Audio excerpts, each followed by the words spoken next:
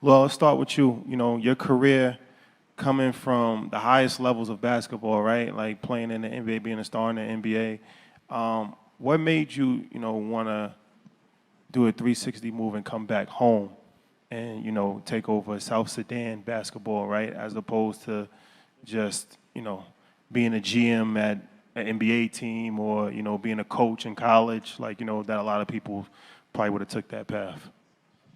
Yeah, great question. For me, coming back was important because obviously being from the continent and coming out of, South Sudan and, going to Egypt, UK, the path that, I talked about a lot. But it's important because I remember, just to go back, my first time back in South Sudan was 2010, right before the independence. I remember Amadou had a vision of, us doing basketball camps in 5 or 6 different countries every summer. And these camps we were doing outside, outdoor courts. Whoever wanted to tag along would come with us, and it just kept growing and kept growing. And I just remember, and I said it the other day, I came from, a background that's so similar to all these kids that we were trying to provide an opportunity for. And I just believe that the talent is there.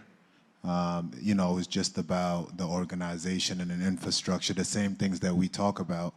And I've just got to have, I've learned so much from basketball, whether it's my high school coach, whether it's playing for Coach K, whether it's playing in the NBA for Scott Scout, Tipperdale.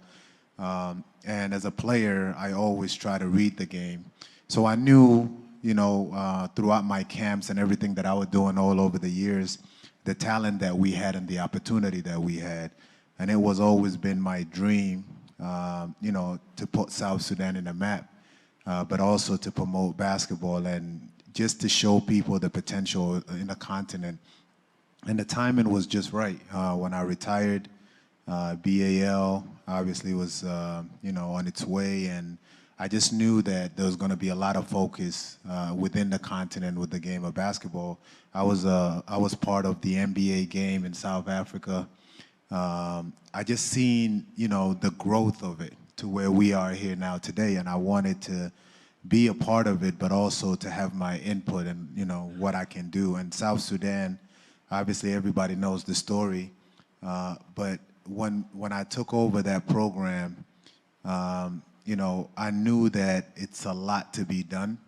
But the one thing that I knew was that if we were able to have a great national team and compete, it will obviously bring excitement and joy to the whole continent, but it will also raise a lot of questions that needed to be answered. And we're still working on those, on how do we get there. So I knew right away as soon as I retired, I needed to be back here and kind of put in my blueprint. And we thank you for that, my brother. Claire, let's talk about where we're at today. 5 years of the BAL, congratulations. Thank you. Not one person clapped, I'm not sure why. But talk about the vision for it, right? When you created the idea or coming up with the idea, there was a vision, a blueprint for it. I wonder, as you look 5 years post that, has it met your expectations? Has the development gone according to plan? What have been some of the struggles into this 5-year anniversary of BAL? Thank you, and first of all, Rashad and Troy, welcome to BAL, and welcome to the NEL conference. And thanks to all of you that are still here. We talked about resilience. You're such a resilient audience. You've been here the whole day. But back to your question. So when NBA decided to invest in Africa, I think there were a number of things that were obvious. One of them that has been said throughout the day is that there's talent in Africa. In fact, today in NBA, about 10% of our players have either directly or indirectly some links to the African continent. Either one of their parents or both their parents are from the African continent, 10%, and that's about 50 players. So already there's talent that's making its way to the NBA. Now imagine if we were to be intentional about identifying, harnessing that talent, I think those numbers would be even more, because Africa, as has been said the whole day, has talent. But also we know that not everybody can go and play in the NBA. The NBA is about 500 players, and we have 1.5 billion Africans with a lot of talent, and not everybody will have a chance to go there. So how do we create opportunities for African players or talent to stay on the continent and play professionally in a league such as the BAL that we have here? And that was one of the thought processes that went there. But also, for those of you who are great fans of NBA, you know that you have to wake up early in the mornings. My husband is one of those who always wakes up 2 a.m., 3 a.m., 4 a.m. to switch on the lights and watch a basketball game. But when you're here, you watch a basketball game in normal hours, right? at 2 p.m., at 7 p.m., and you can go to bed in normal hours. And so that means we can actually give access to the game of basketball to a lot more people that don't have to wake up at 2 a.m. or 3 a.m. who love the game of basketball. So bringing that opportunity as well to our fans to give them something that they can interact and access was also very, very important. The other one was also being intentional around building the talent. I mean, we've talked about NBA Academy. You've heard about some of the players, Kaman Malwach, that was talked about in the previous panel, and a couple of others, Ulrich Chomchi, who is playing for Toronto Raptors. All of them went through NBA Academy, and we expect to see even more coming out of that. We have other talent, programs that we work very closely with, like Seed Academy that Amadou founded in Senegal, that has had a kind of good relationship with the NBA Academy in terms of supporting to nurture the talent in a much bigger scale. So all of that is really about how do you identify the talent. But the last thing is something that my deputy commissioner likes to talk about, Mark Tatum. The first conversations they had when they came to Africa at the time, more than 5 years ago, with heads of state, with policymakers, and it became very clear to them and the NBA that if you're going to positively impact Africa, you need to think about the youth of Africa. And what do the youth of Africa need? We've had statistics like 70% of the African population, which is 1.5 billion people, are young people below the age of 30. And so if you're going to really impact Africa, you have to think about the youth, and you have to think about how to support the creation of jobs for this youth. So outside the court, apart from the talent, those that will play basketball, also creating economic opportunities that will support the youth to get jobs and to support this ecosystem of basketball. By having the BAL in Africa, in the countries that we play, today we play in 4 countries. Our vision is to play in many, many more countries. And you can only imagine when we play in many more countries, the impact will be even more.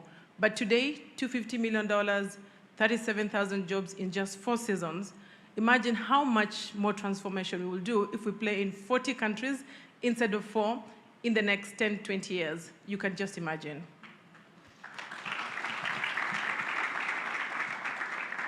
Well, that was actually my next question, and both of you guys can answer this as far as how do you measure success? So looking out 5 years in the future or 10 years in the future, right? What does success look like for this league and just basketball in whole when it comes to the continent of Africa? Is it 30 teams across the continent? Is there grassroots program like AAU programs that we see in America? Like, how do you envision the continent of Africa as far as a successful movement when it comes to not only NBA basketball, but basketball as a whole? Both of you. Yeah, I think if you look back to what I was saying maybe around 2010 or even before me, I think if you look at how basketball has been developing in the continent to begin with, when I first came into the league, everybody was used to African players being, big guys who just rebound and block shot. Obviously, Hakeem Olajuwon had the skill, but when he first came over, he was given the opportunity because of his height and so on. So guys were just looking for tall African players who, are athletic. As the game went on, I remember when I first came in the league, it bothered me that I was only, I shouldn't say the only, but one of the few African players who are a perimeter player and so on. And now, if you look at the league now with, Siakam and Embiid and all these guys that are so skilled, it just shows you where the game is going and where the development is going. So I think as much as, we are still improving, you got to give credit to where we are today. And as Claire said, how many players in the NBA or just around the world that are playing the game that have, roots back to the continent or, came directly from the continent. And now we're seeing guys like Kaman Maloj and so on coming straight out of, the academies in Africa. But also to go back, I think we also need to focus on the grassroots side of things, on programs that have proven themselves, programs that, continuously keep on, bringing on players, but also, developing not just the players, but the coaches, the referee, and so on. And I always talk about Amadou's is a great example with Seed Academy.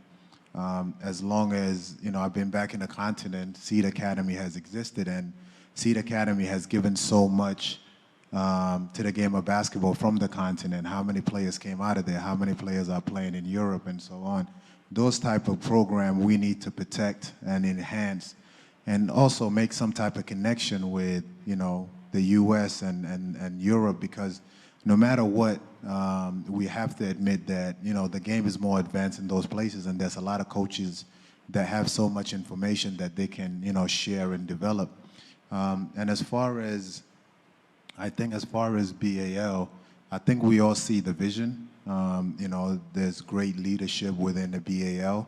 I happen to be a part of it, and I see it every day, and I see that, the direction and what we're trying to accomplish as a league. And as Claire said, it's really amazing when you look at the BAL of how many opportunities it's creating. The panel earlier, people were asking questions on how to get involved. And the way I see, obviously the NBA, it's a global and it's been going on for years, but when we look at BAL in the continent, it's not just basketball. There's so much that comes with it. Even us sitting up here because of BAL, there's so much we're talking about that will motivate others. And we're talking positively, consistently about the continent.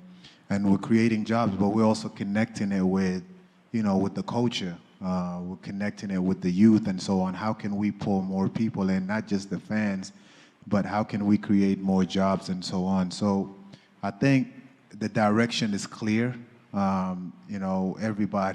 Everybody has an opinion, but I really got to trust on the leadership to where it was and where it is now and where it's going. Clay, I want to talk about that as well, right? Infrastructure is important. And it's funny, I was watching a game on Sunday, and I'm looking in an arena, I'm like, this is a state-of-the-art arena. There's intentionality, the fans are engaged, but this is bigger than basketball, right? Not only are people visiting Rwanda, but people are investing in Rwanda. I know you've been a part of that process long before the BAL, but talk about the intentionality to combine those two things, to say, yes, this is basketball, but no, this is a place where you can come and invest and potentially see growth here. Thank you. Maybe before I come to that, your question about what does success look like. And I think we've talked about jobs, we've talked about economic impact. We think, BAL will contribute $5.4 billion in 10 years. We think jobs will come to 650,000, etc. But my real measure of success that I think about is, I remember a few weeks ago, I went to hike in Kenya in a place called Ngong Hills. And while there, I picked a conversation with a stranger, and soon or later, I told this person that I work for the NBA. And then she called her son quickly and said, this lady works for the NBA. And then the son says, oh my God, you work for the NBA, National Basketball Association? I said, yes. And then he said, have you met LeBron James? Can you connect me to LeBron James? While my answer was no to both questions, my measure of success is hiking somewhere in China 10 years from now or 15 years from now, and I tell somebody about my job in NBA, and they say, oh, have you met Nore Habimana? Have you met Washira from Nairobi? Have you met Haruna from Dakar? And I say, and I hope then I can say yes to both answers. And yes, I can connect you to Haruna, to Nore, and to those other. Because in China, they're watching BAL, and they're following every season of BAL. So that is my measure of success many years from now. But maybe back to your question around intentionality, I think one of the reasons that the BAL partnered with Rwanda at the very beginning was because we found that we had a meeting of minds in how we were intentional about bringing something new to African funds. We had a vision as BAL to start a league, but to do that, we needed countries to invest, or even investors to invest in infrastructure, in arenas, but also everything around basketball, the teams, the federation, etc. But we also knew that by coming to the market with NBA BAL was a big incentive for countries that had similar minds to invest in it, because they trusted NBA with the track record that NBA had done, and they would trust what NBA was going to do with the BAL as well. And so, a few years down the road, when you look at Rwanda, for example, I mean, yes, I saw from the beginning when BAL came, when we were thinking about what are we going to do with BAL. And if you look at it today, not only has Rwanda hosted 5 seasons, the economic impact has been great. I think we've talked about that. But one thing that I see a big improvement is that we hardly saw any competition from the federation. It was very low. But when you look at the teams in the federation, all of them investing. One of the teams, Tigers, is getting investment from the pension fund, and I saw Louise from the pension fund here. They are investing in one of the teams, Tigers. I know BRD is investing in their Patriots. Reg, among other teams, are also getting investments from the local companies in Rwanda, whether it's development banks or pension funds. And all of that is helping the level of competition at the local level go up. And when I meet the Tigers team, they're like, did you see that now we've come to number 2 from number, close to 10? And they're like, wait, next year we're going to come to BAL. That is the level of competition we're seeing, not just in Rwanda, but in federations across the countries where we play. And whether it's Senegal or Morocco or Egypt or Rwanda, the level of play, I think, has been incentivized, among others, by the BAL being there. But we also know that in addition to building the talent or building this ecosystem, infrastructure is very key. And today in Africa, can you believe that there are only 5 arenas in the whole of Africa, in the 54 countries of Africa, that are ready to receive an NBA or BAL game? Can you imagine that? Just 5 out of the 54 countries. But there are many others that could just do with some work and renovations, improvements, refurbishments that could bring the number much higher. The good news is that when we speak to heads of state, when we speak to the ministers of sports, when we speak to investors, more and more of them are seeing that investing in infrastructure and investing in sports is actually a good business for them.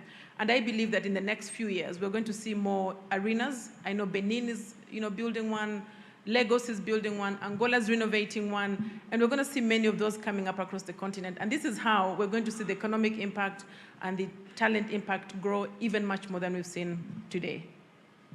For sure. Well, talking about investing in real estate, Luol, I know you're an avid real estate investor. We have a mutual friend, David Gross. So what is your thoughts as far as investment on the continent? What are you currently involved in, and what's your thoughts on real estate? Yeah, this turned real quick.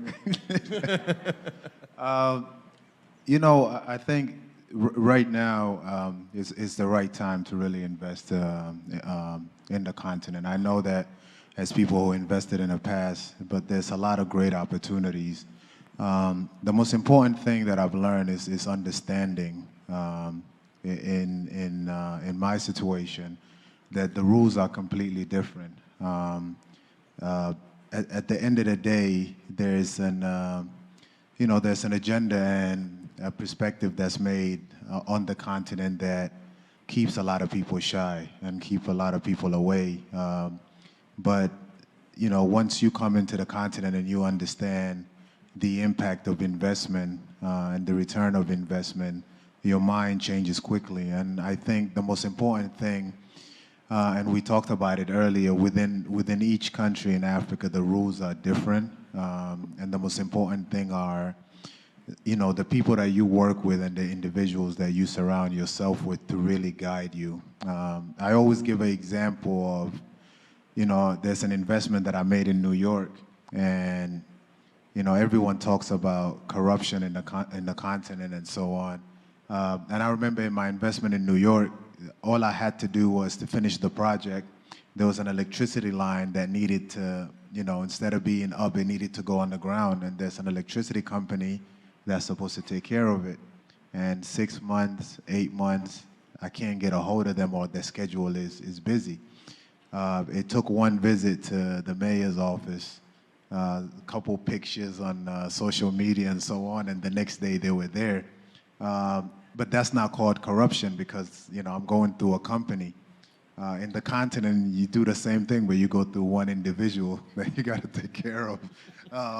But, so it's similar rules, it's just understanding. But in the continent, there's, amazing opportunities. And I think earlier with the earlier podcast, what we really, not podcast, but when we were up here in the panel, I spoke about really the continent focusing on having similar rules that makes it easier to keep, growing the business and involving other people, ministries coming together and implementing rules that really benefits, both sides or different countries. Because right now, if I wanted to invest in Rwanda, it's safer to invest in Rwanda. I could understand the rules. I have people that can take me through it. But I'll keep on coming back to Rwanda because of that. And there's nothing wrong with that. But if you're trying to bring the continent together, it makes a lot of sense if, the implementation are the same within South Sudan or Rwanda, for example. So when I go back over there, I know the rules and how to follow it. And I think that's kind of keeping the continent, held back in terms of growth. And another thing, too, that I always like to, bring up, when we speak about the continent, we always speak as one continent, and as soon as you start, thinking about implementing improvement or what you want to do, it goes into regions. You start hearing Francophone, East Africa, and then when you get there, then it goes into different states or cities, and then from there it goes into villages and towns, and then it's clan. It just keeps on going, and it makes it. That kind of mindset, it makes it so difficult to grow all together at once. And that's why you see, right now you see, certain countries leading and so on. And, if you take America, for example, yes, it's a big country, it's, United States, but it's similar from state to state. You can grow any business and kind of, keep on repeating it. For example, if you own Starbucks in New Jersey, it's probably the same rules to buy a land and implement those rules. It's not the same in the continent, and that's something we need to focus on. But the opportunity in terms of investing and doing it the right way, the satisfaction. Well, for me anyway, the satisfaction is a lot more than just what you get back in terms of earning or a successful business. We talked about the opportunities, the jobs it creates, and so on. And one thing about the continent is you have to be creative in whatever you're doing to be able to reach out as far as you can. You can't be one-dimensional and just focus on one thing. You gotta, try to bring everybody along with you. Claire, you brought up something earlier. You said your husband was up at 3 in the morning watching NBA. I'm gonna tell you something. That was me last night. It'll probably be me tonight. New York is playing tonight. But it got me to thinking about media rights and revenue streams. And so for the BAL, is there a Knicks fan? Is it a traditional model where it's media rights, it's merchandising, it's tourism? How is it structured here, and what's the plan for scalability for that? Thank you. So mainly 4 ways that leagues like ours can monetize, and I think the more common one for African, for our league, is sponsorship and marketing partnerships. And that's why you see some of the partnerships we have here: Service Now, Visit Rwanda, Afreximbank, and Rwanda. So yes, sponsorship and marketing rights, and using our platform that we give to market products and services. We have overall NBA has over 1 billion fans. Within Africa, we have millions. We have 1.2 billion impressions in the last season. And when you look at our social media platforms, we have a big reach. So that reach allows partners like ours to really access the funds that we have, and that's how we monetize one way. The other one is merchandise.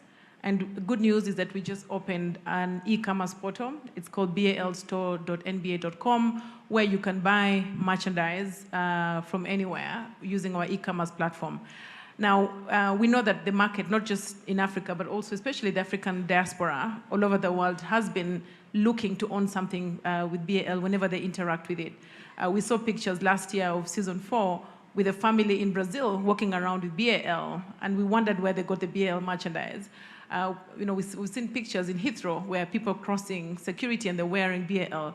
And those anecdotes showed us that there's really appetite for consuming BAL beyond the African market, but also especially the African diaspora all over the world, who are really big. In fact, one of the statistics that a colleague of mine shared with me is if you take out China and India, the African diaspora is the 3rd country in terms of population globally. So interacting with that market as part of what we have to offer as BAL continues to be important for us. The 3rd one is ticketing. When you come to watch games, every year we see ticketing revenues go up because more and more fans are coming to watch our games and paying to watch our games, and that has been really important as well. Now, the media market, obviously as well, is a big part of sports leagues. It's a growing aspect in Africa. Whether it's pay TV, it's still very limited in terms of the coverage. Free-to-air, many of the free-to-air broadcasters are national and therefore kind of free access in the countries where they serve. But we see that changing. And I think when you say, what does the future look like? One of the areas we see the future changing is very much around what Luol talked about, which is integrating markets in Africa. I think the more integrated markets are, the more integrated services are, the more integrated we can be, the more you can actually use platforms to provide, whether it's streaming or broadcasting to markets across the continent. Now, people like to say we need to integrate Africa more, and we really do need to. We've talked about the African Continental Free Trade Area. It's a big aspiration to really break down all these barriers so we can trade as one market. But a lot has to be done for that to happen, and I think Luol touched on a couple of those. How do you register business in Rwanda and be able to give your services across the 54 countries? That's not happening yet today. How do you get a license to broadcast in one country and broadcast in many countries so you can actually access a much bigger market on the continent? Those kinds of things need to be solved so that we can actually provide services across the continent. The good news, I think, especially for media rights, is what we see in some of what the telcos are doing. If you give an example of MTN, 300 million subscribers across the continent, I know that they're thinking about using that platform that already is connected by subscription all over the continent to provide content such as content that we would be interested in. So I think that's going to change, and I think we're going to see more access to media, more media integration, and media contributing a lot more than we're seeing today. And for me, the future is bright.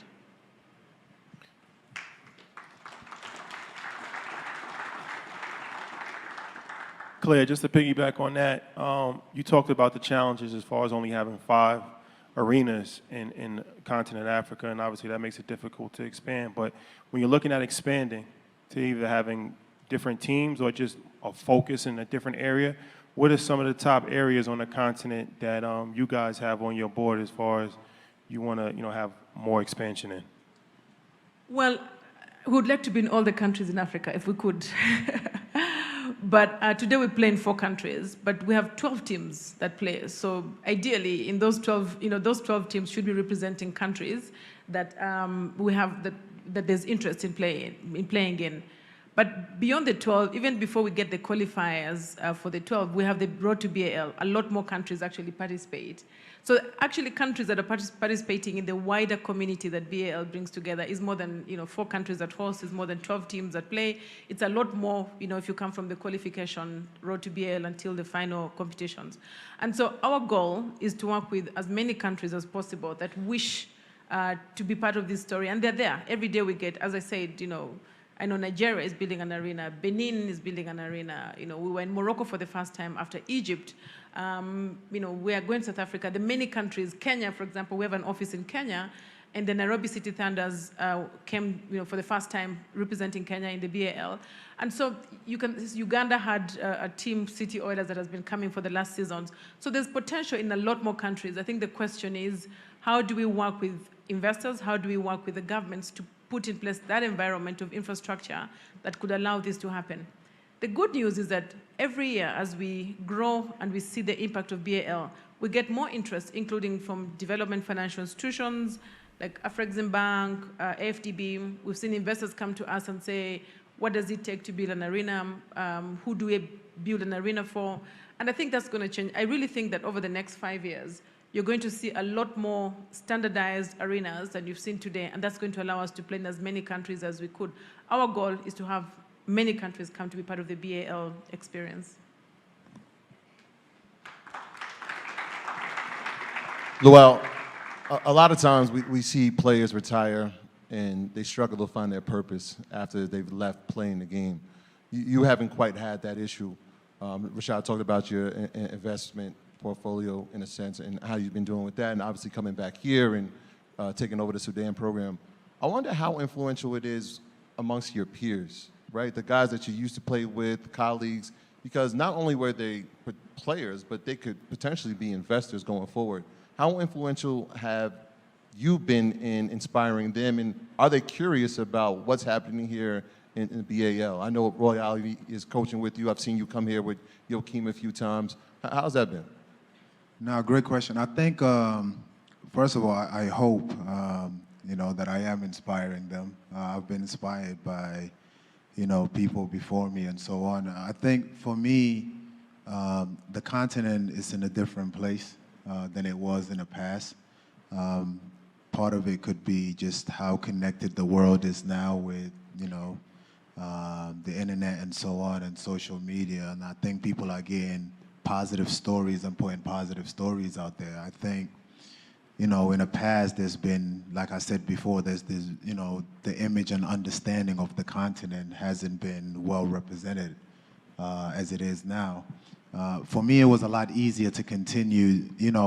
A lot of people see after I retired taking on the national team, but throughout my whole career, I was really focused on, basketball camps and, growing the game in the continent, going back, coming back and spending time and so on. So I knew even before I retired that I was going to be involved a lot more. To be honest, I wasn't planning to be the president of Basketball Federation in South Sudan. It's just the timing of it. And just to give you a quick story, the way I looked at it was, if I became the president of South Sudan Basketball Federation, I was just going to focus on the basketball team. But that's not the case. As the president of Basketball Federation in South Sudan, I have to focus on every state in South Sudan. We're the youngest nation in the world. We don't have a single basketball indoor court as of today. All the success that we've had in 3 years, we've never practiced at home. We were lucky, we were fortunate, and thanks to Rwanda, we spend most of our time here preparing before we go anywhere to play because of the facilities that they have. So like Claire said earlier, only 5 countries that have that kind of facility. It discourages a lot of people from coming back. And those are the things that we have to change. I think, like you said, Royale, IV, and so on, and as you see now in the BAL, a lot more players are coming back and want to be in a continent. And beside the basketball game, and earlier, some people talk about how good the court is and so on. So those are positive images that we're putting out and talking about. But most important is, when they come to the continent, it completely changes them. It changes their mindset. It changes, what it is. And that's what I mean earlier by we're doing more than just the game, and a lot more people want to be a part of it. And, as you asked, I have so many players, ex-teammates and so on, that want to be a part of BAL, and you got guys like, Derrick Rose coming to the continent, going to Senegal, putting a camp together, going to Seed Academy. All that plays a role into everybody coming back. So we're playing a big part, besides just basketball, of promoting the continent the right way. And, I'm happy to be a part of it. And I know that the growth is going to keep on going. To start from where we started and where we are today, it speaks for itself. And Claire just mentioned it, of the vision and where it's going. And no matter what we do, this is going to keep on growing. It's just how it is with what we're trying to put around it, what we're trying to implement. Every year that we come back, we see more improvement. The game is getting better. People understand the game better. There's more things to do. People are taking advantage of being here and learning and so on. So it's just going to keep on getting better. And, you know, we don't have to do much in convincing people. I think people will see. I must say, Luol, that after the Olympics, many times I meet people that say, oh, you know, you work for NBA, BAL. Congratulations for the great work you did for South Sudan. And I just politely say thank you. I appreciate it. Thank you. Claire, what role is technology playing in the BAL as far as engaging young people, whether it's a social media strategy, whether it's AI? You know, a lot of sports now, they talk about virtual reality, so people can actually get an in-person experience even if they're not physically there. So from just a holistic standpoint, what role is tech playing in the league? Very important. We always say less than 1% of our fans will ever go to watch a live game. And this is not just BAL, NBA as well. 99% of them will watch us through a platform. And that platform is very much enabled by technology, whether it's streaming, whether it's an app, whether it's you know, enhancing your experience in, you know, broadcaster, whether it's TV or your laptop, your iPad, wherever you watch your phone, it's very much enabled by technology. And so because of that, we invest very much in enhancing the experience using technology of our games. But also, this is also why, as we think about the wider, you know, touch points beyond, you know, viewing games or watching games, we also know that solutions and experiences of different types can actually make the experience much better. And this is why we invested in the Triple Double Accelerator that you heard about earlier, because we knew that if you're going to enhance the experience of a fan, you know, interacting with our games, technology and continuously making that better, enhancing how you buy a ticket, how you get notifications of games, how how you scout, you know, talent across the continent, you know, merchandise. I think we saw examples of merchandise. There are very many aspects that can allows, you know, technology or innovation to make it easier for fans to experience the game of basketball or sports in general. And this is why, again, technology remains something that is a focus area. We always talk about sports tech, basketball, and technology. We brought in the Triple Double, and I think that's always going to be important because, again, one way to enhance the experience of a fan is using technology, including new tools such as artificial intelligence. We know a number of teams are using artificial intelligence to really get data, analyze data, and predict some of the performances of their teams and talent on court. So all this is extremely important, and technology remains a very close interactor with sports and basketball in particular. It's been 5 years. I wonder how you see the next 5 years for the BAL. And the partnership with the NBA is interesting. I remember watching a young Luka Doncic playing against OKC because they went there for preseason. Is there a vision to have that kind of cross-border situation where you got teams going to play in the States or maybe playing in the Euro leagues or in China so that more eyes can see the talent and see the growth of this league? Or teams come to Africa. Or teams coming to Africa? Maybe even better. We don't rule that out. I mean, I think you had NBA is exploring a league in Europe. Of course, there's NBA. Now we have a league already operating 5 years in Africa. And yes, we look forward to a future when we can have these regional competitions. It's not happening yet, but we don't rule out that in the future. And we hope that we can actually give that experience across the different parts of the world. So, Luol, we got to talk about that Olympic situation. So, almost one of the greatest upsets in the history of sports, not just basketball. You got, in my opinion, that's arguably the greatest team ever put together when you have LeBron, and you got Steph Curry, you got Kevin Durant, and, man, you guys took them to the wire. How was that moment for you? How was that moment for your country? How was that moment for you know, the whole entire region, the whole entire continent? No, it was amazing. You know, honestly, to play against, you know, all these guys. First of all, it's a dream for our players to play against, you know, their heroes, their superstars, and so on. And you know, having LeBron, Steph, and Durant, like you said, it made that team arguably one of the best teams, you know, ever put together. I think for us, and you know, when I look back at it, it became more than a game. You know, it started with developing the team and putting a team together to compete. You know, and then we realized that if you look at the Olympics, only one African team makes it as of now. And, you know, I said that needs to change. I think it will change eventually as, you know, the teams are getting better. If you look at the World Cup, it's 5 teams that make it out of 54 countries. So it's, whoever goes is representing the whole continent, not just the country. And for us, it's such a young program that we put together, and all these guys can play, but they just never had the opportunity. And the amazing thing is, before I talk about the game, if we go back 3 years before that game, we took a team to Kenya. When we first, you know, put the federation together, we took a team to Kenya, and not a single person in that team had, you know, a job or playing professionally. That's 3 years removed from, you know, playing against the U.S. And almost winning. But if you look back, and I don't want to, you know, consistently bring that back, but if you look back at what took place that made that game so significant, it was almost, I look at it as like the crossover from what we've been hearing about the continent and what people have been thinking, and it really came at a time where how do we use this game to change people's mindset?